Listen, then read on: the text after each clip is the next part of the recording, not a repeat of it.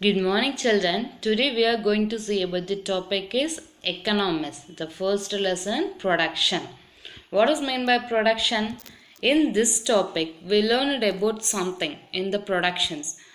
Okay, what are the things we learned about in this topic? To know the meaning of production, to understand the types of production, to know the types of factors of production, to understand the characteristics of factors and production. Okay, let's be started a lesson. Yes. One day, Yolini and Josephine sitting in a park and eating sugar cane. And this time, Yolini meet his uncle Raja.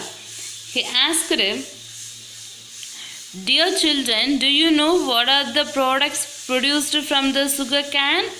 Yes, both of them said, "Uncle, they make sugar." And the next, his uncle started to explain the production. Okay, he began saying, "Sugar cane is produced in agriculture field. This is the primary production. To get sugar, we take sugar cane to the sugar factories using the machine. We produce sugar. This is secondary. So the sugar industries are known as secondary sector and generally described as manufacturing and construction industries. And the industries in the tertiary sector produce all those services which enable the finishing goods to be put in the hands of consumers. These industries including traders, banking, insurance, etc. And the next, meaning of production. Production is the process of combining various materials, inputs and immaterial inputs in order to make something for consumption. The output. It is the act of creating an output, a good or service which has value and contributes to the utility of individuals. Production in economics refers to the creation of those goods and services which have exchange value.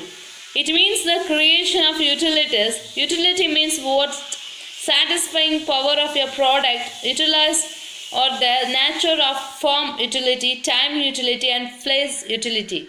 The next we're going to see about the types of utilities. First, form utility. If the physical form of a commodity is changed, its utility may increase. Example, cotton increases if it is converted into cloth. And the next step, place utility. If a commodity is transported from one place to another, its utility may increase. Example, if rice transported to Tamil Nadu to Kerala, its utility will be more. The next is a time utility. If the commodity is stored for the future usage, its utility may increase. For example, agricultural commodities like paddy, wheat, etc. are stored for the regular uses of consumers throughout the year. Do you know Indian economy is a mixed economy? Private and public sector are existing together.